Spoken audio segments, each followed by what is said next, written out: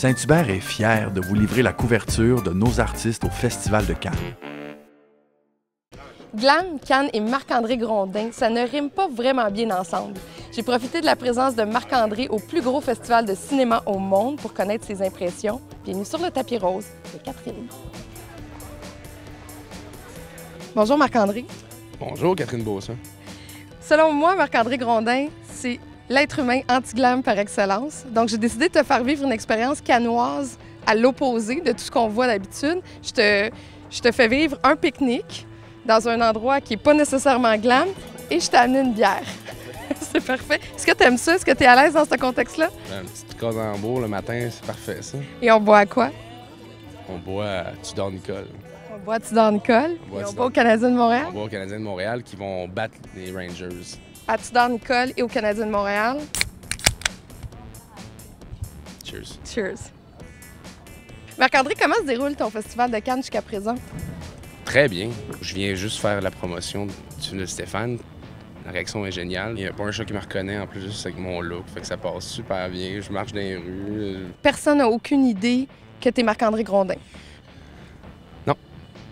Non, c'est drôle parce que, tu sais, j'en ai fait beaucoup de festivals, puis c'est tout le temps les mêmes photographes, les mêmes chasseurs d'autographes, des affaires comme ça. Les gens ne savent jamais à quoi je vais ressembler, vraiment. Des fois, ils me voient avec une moustache, là, j'ai plus de moustache, puis rasé, pas rasé. Ça fait en sorte que c'est très chill. Quelle impression as-tu de ce qui est Cannes?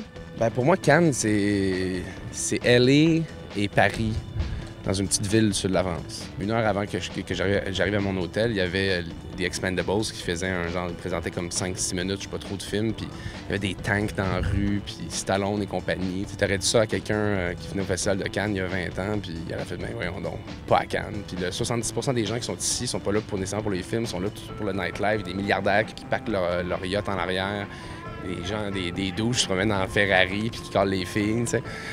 C'est un peu quétaine aussi, là.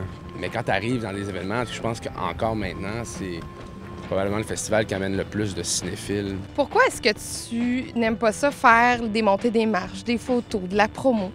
Mon trip dans ce métier-là, c'est pas le après, c'est le pendant qu'on tourne le film. T'sais. C'est là que je prends vraiment mon gros plaisir. Le après, ben, ça fait juste partie de la game. Il y a des films qui sont plus faciles à défendre que d'autres. T'sais. Celui de Stéphane, c'est super simple. Là. Des fois, j'ai fait de la promotion pour des films, c'est un peu plus lourd. Là. Comment tu fais pour te sortir de ça? Pour faire de la promo pour quelque chose que tu as peut-être moins aimé? Ben, c'est parce que t'as comme pas le choix de bullshitter.